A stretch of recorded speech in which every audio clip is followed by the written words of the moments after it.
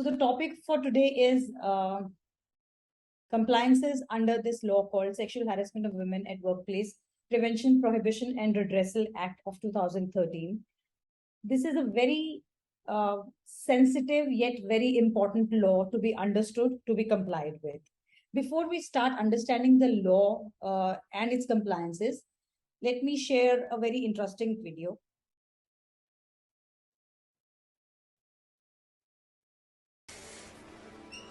We see it happen everywhere, at any time. 78% of women have experienced sexual harassment in public spaces. Like a suggestive comment, A sexually explicit touch, an inappropriate gesture, or being followed. And it threatens our self-worth. it takes over who we are. We see it happen, but stay cautiously silent and uncomfortably look away. maybe because we don't know what to do. How to help. Or how to combat the situation.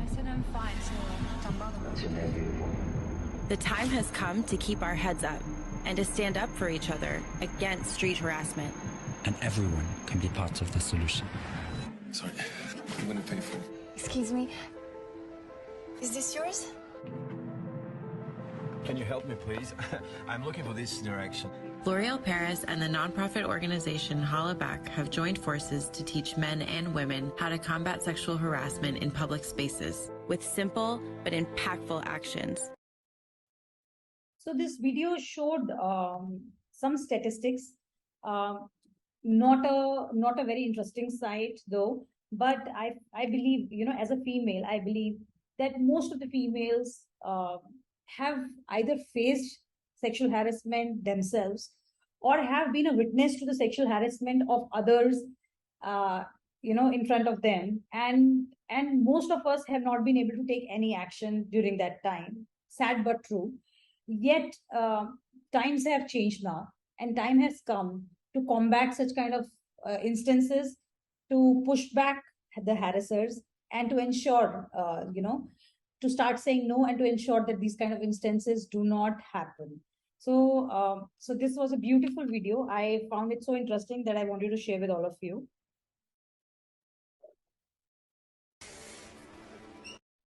So why are we here today? The agenda for today's webinar is to understand, to understand what is sexual harassment, who is an employer, who's an employee, and what is a workplace as defined under the law. What is the role of IC, which is internal committee? What is the grievance redressal process in case such kind of instance happens? What is the punishment that is defined under the law? The compliance under the POSH, which is defined under the law and under various other laws. And how do we build a culture of prevention? The last bit is very interesting and important, because if we have a culture of prevention in our organization, the above 6 dots generally, although we will be required to comply with the law, however, the physical applicability or the complaints would not arise. So such a culture, beautiful culture in our organization, that that's a clean environment, compatible environment for everybody. There is an inclusion, there is diversity, no instances of harassment, and that's how the intention of the law getting achieved. Why does it matter? So why are we sitting here today, attending the webinar and understanding the law and the legalities and the complications and the compliances involved? Because it has a serious impact, first of all, majorly on the victim. Actually, it has a very serious impact on the victim. Not just her self-esteem goes down the drain because of such incident. People start getting judgmental about her. So comments such as, she used to dress up like this, iske saath to, this was bound to happen with her. Passing comments like she was over friendly with her colleagues, this was bound to happen. So even the family starts questioning her that why did this happen with you? What did you do? Whereas if the victim has suffered an instance of sexual harassment, what is her fault in that? So she did not kind of encourage somebody. She might not have encouraged somebody to treat her the way she was treated. However, she faced that sad incident, And again, the judgments are being cast on her. So her self-esteem goes down the drain. The sense of security, the sense of confidence is not there. She loses the confidence. Her ability or the confidence to handle the work for which she was hired, she loses that confidence, and people start getting judgmental against her. So she may face physical injuries because of the incident, and she may also face psychological issues which might need medical attention. It may be as severe as that. Coming to the workplace, it again, such kind of incidents have severe repercussions on the workplace, because there is negativity all around, and not only just about the victim, but the person against whom she files a complaint, or she blames somebody for sexual harassment. People start getting judgmental against him also. So gossiping, coffee machine gossips happening all around the organization. The productivity of the workplace goes down, and there is always a negativity spread around. The impact on the business, again, it can be very severe, because just imagine a newspaper test where the name of the organization appears in the newspaper for instances of sexual harassment. Imagine where the brand name goes down, how the brand name goes down. So it takes years and years for a company to build a brand name, and one such incident of sexual harassment which gets circulated in the media or on the social media, which is all prevalent. So the brand name goes down the drain. It may be difficult for the business to attract good talent in terms of employees. The clients might not want to deal with such kind of organizations. The customers, the vendors also would not want to engage with such kind of companies. And where the businesses do not follow the compliance prescribed under the law, in those severe circumstances, even the business license under the law, under the POSH law, is bound to get cancelled. So that severity is laid down under the Act.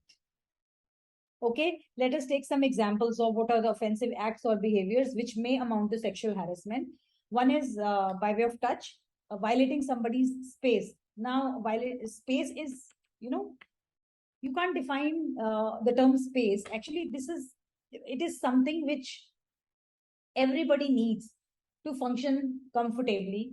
I need a space to sit and around myself, so that if somebody tries to come too close to discuss something, to look into my laptop screen as to what I am doing, I might feel uncomfortable. So it's not about maintaining a 2 feet distance or a 3 feet distance. It's about a personal space which everybody needs. And if somebody tries to enter that particular space, the personal space, the person feels uncomfortable. And therefore, we should, as employees in the organization or as individuals also, appreciate and respect others' space. Patting, pinching, grabbing, kissing are very overt form of offensive acts, and they are, if the female feels so, they are bound to be complained against as sexual harassment.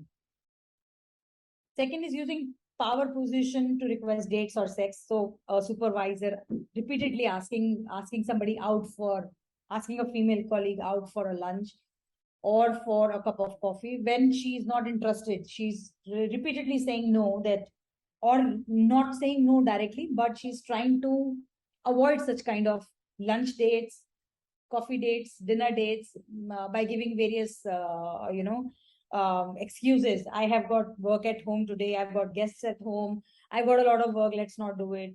So repeated requests when you're being refused, again, they might be offensive to a female. And for the females also, let us not find out excuses to avoid such kind of things. Let us start saying no in the first instance. If you're not comfortable or you don't want to go out with somebody, say no in the first instance. Impeding, blocking somebody's movement when they are in the corridor, on the office floor, trying to impede or block somebody's movement when somebody is coming out of the elevator, and then just laughing it out, just trying to lighten the mood. However, the female might feel offended. Repeated welcome propositions or sexual flirtations. Again, whenever I take a workshop, one or the other person always comments that it might be a healthy flirtation. So frankly, I have not yet been able to find out the difference between a healthy flirting and an unhealthy flirting. it is all the perception of the female. So under this law, the perception of the female holds utmost importance. If she feels uncomfortable, that means the act is not right, the behavior is not correct, and she might go ahead and file a complaint with it, against it. So there are certain more examples like selection based on conditions. For example, the casting couch, you get selected if you will so giving an offer to a female, job offer to a female on the condition that if you give me sexual favors, you get selected for this particular job and you'll get all the bonuses and the perks and everything. So this is obviously an offensive act, and it will amount to sexual harassment if the female feels so, and if the female files a complaint. Threatening with the loss of a job if she does not cooperate with the boss or the supervisor. Reduce promotion opportunities. Again, these are like this for that, tit for tat. So if you do not cooperate, for the female, the statement is, if you do not cooperate with the male colleague or the colleague or the supervisor, then you may not get what you deserve. You may lose your job. There may not be any promotion opportunities. There may not be good bonuses for you. Your KRA might get screwed. So all that. Using force, like molestation, physical assault, and rape are very overt forms of sexual harassment, and they're bound to be complained against.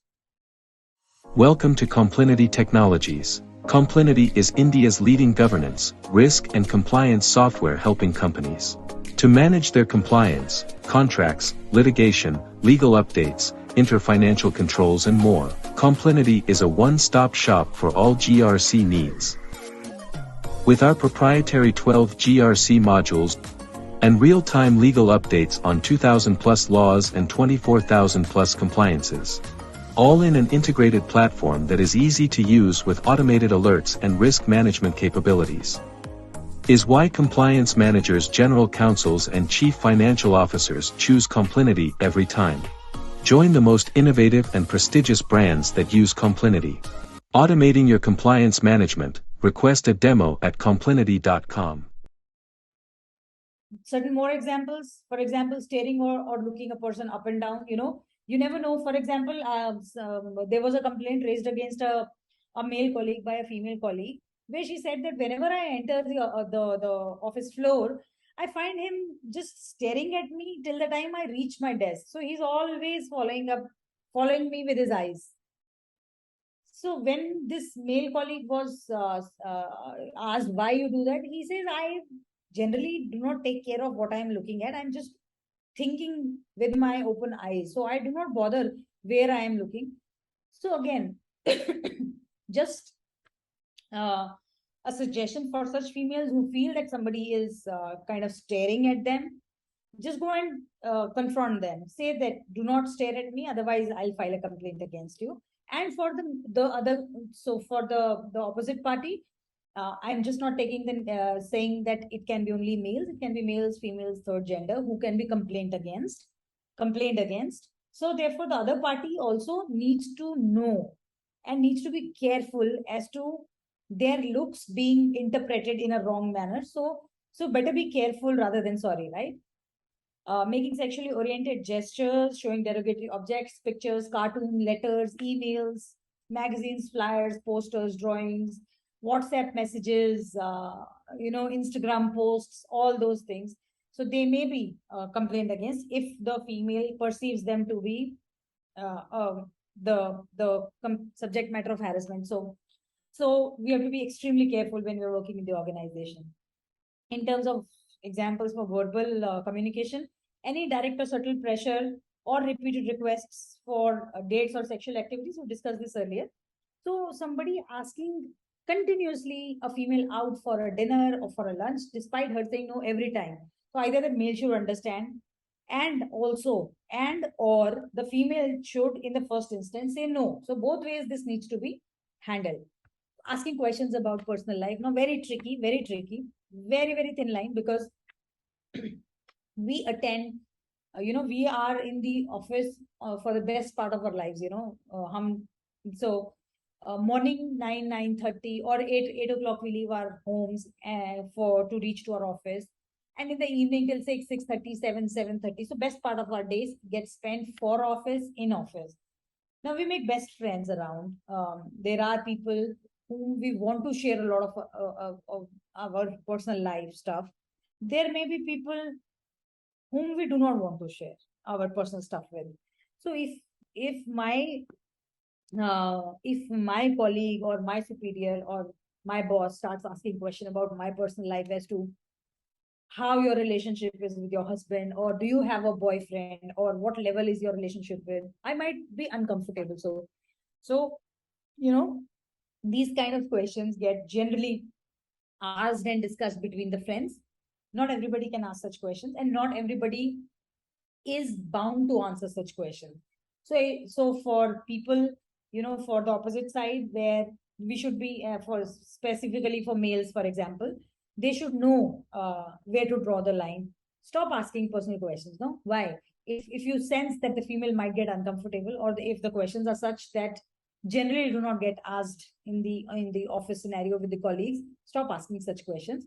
And for the females, if you feel uncomfortable, please say no in the first instance. I will repeat this time and again, because saying no is the most important aspect which everybody should learn. It's an art to say no, so learn to say no. Passing lewd comments about individuals' body or sexual activities, passing dirty sexual jokes, comments, whistling, etc., etc. Writing suggestive or sexually explicit letters, notes, emails, invitations, poems, messages, sending unwanted cards and gifts, etc. For example, I, as an external member of an IC, received a complaint against somebody who, the male colleague, sent an extremely expensive perfume with a huge bouquet of flowers to a female colleague's home on her birthday, which she wasn't expecting. So everybody in her house started questioning about why this guy sent you in 8,000, 10,000 worth of perfume. What is your relation with him? Again, judgmental comments like, do you go office for this? Family can pass such comments. And then the female got so annoyed and so agitated that the next day she filed a complaint with the IC. So again, this was an unwanted gift for her. She wasn't expecting, and she felt bad after receiving that. Writing the online social media postings, derogatory online social media posts. Social media is all prevalent, and believe me, it's so easy, and all of us know that it's so easy to post anything and everything on somebody else's wall. So we have to be extremely sensitive about the fact that a female's friends and family members are there on her social media handle, and whatever we are writing, it's a public domain, and everybody in the friend list may be able to read that and interpret in his or her own mind. So therefore, be sensitive enough before you write on somebody's social media handle. So here, under the law, the thumb rule is any unwelcome is a very important word here, any unwelcome physical, verbal, or non-verbal conduct of sexual nature may be sexual harassment. If the female perceives it to be sexual harassment, the conduct may be physical, like touching, patting, pinching. It may be verbal, by way of what you are saying and what female is interpreting and she's feeling bad. Or maybe non-verbal conduct. For example, two people are standing in the corridor in the office, and after office hours, and discussing some pornographic content on their phone, showing to each other and just laughing and being merry, feeling merry. And a female colleague who's working, in the office in the late hours, and she overhears the stuff and she starts feeling uncomfortable. So the content wasn't directed at her. The content wasn't for her. She wasn't involved in the discussion. However, since she feels uncomfortable, she gets a right under this law to file a complaint against them. So it was a non-verbal conduct of sexual nature. Okay, moving ahead. Coming to the law.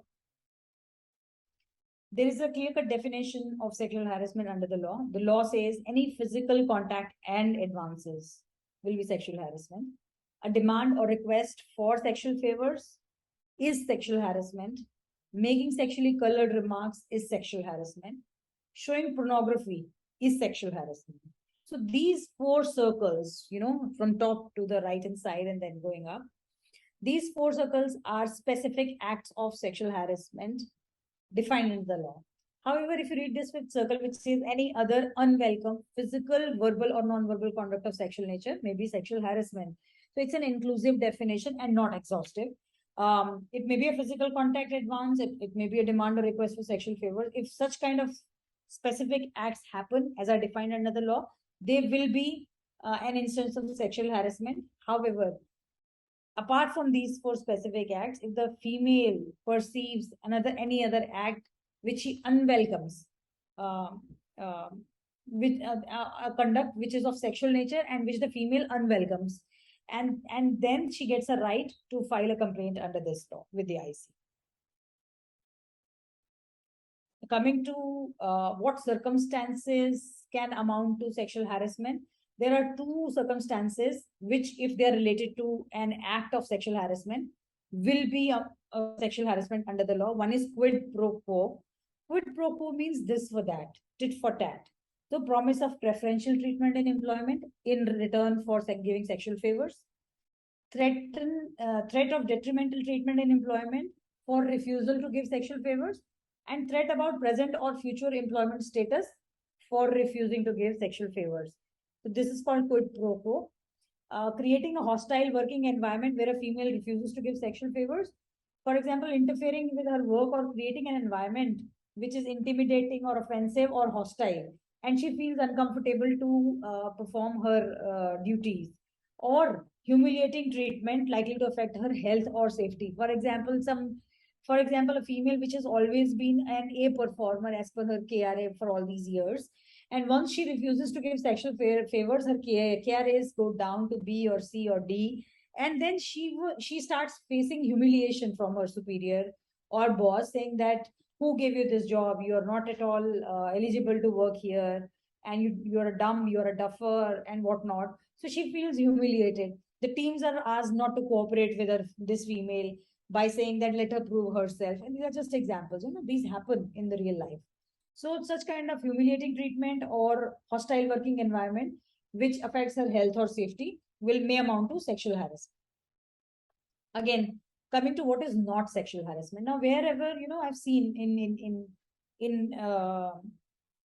real life or in the cases that I've handled, if there is a female, and she starts feeling harassed, and the opposite side is a male whose behavior she says that she's feeling harassed by, generally, she files a complaint with the IC for sexual harassment. There may be instances where it might turn out to be a workplace harassment, which is like, work pressure. Now, harassment is one word which gets used very loosely, very lightly. I'm feeling harassed. There's so much of work that I'm feeling harassed. Now, work-related pressures cannot be termed as sexual harassment just because your boss is a male and you are a female, or your colleague is a male and you are a female. Just because a female is feeling harassed because of work pressures, it can't be sexual harassment. So we should also understand what is not sexual harassment. Following up on work absences, and I have handled such kind of complaints. A lot of time people ask me, so should we stop questioning our female colleagues or female subordinates about why they are absent or why they are not completing their job? We get scared. The males say that we get scared that if we ask them, they might file a complaint against us. So this is not sexual harassment, because following up on work absences, somebody is not working as required or taking too many of leaves unnecessarily, that can be followed up with. Please don't be scared. Requiring performance according to job standards. So KRAs are defined. Somebody is hired to meet those KRAs. If somebody is not meeting, even if she's a female, she's bound to be questioned. So that will not amount to sexual harassment. Reprimanding somebody in relation to work or meeting targets, again, very, very common. If a female gets scolded, she doesn't get a right to get up and file a complaint with the IC. And for females, please stop doing that. Work-related stress. Again, like I said, work-related stress will not be sexual harassment. It may be workplace harassment. It may be stress. It may be a lot of work, but it's not a sexual harassment. Touching, brushing against pushing without a sexual connotation. Like, again, it's without a sexual connotation. So there may be instances where somebody can just brush apart, brush aside, or maybe a female gets touched, patted on the back or on the shoulder just to gain her attention. That may not be a sexual harassment instance. Giving constructive feedback about work, very simple. Welcome to Complinity Technologies. Complinity is India's leading governance, risk and compliance software helping companies to manage their compliance, contracts, litigation, legal updates, inter-financial controls and more. Complinity is a one-stop shop for all GRC needs. With our proprietary 12 GRC modules and real-time legal updates on 2,000+ laws and 24,000+ compliances.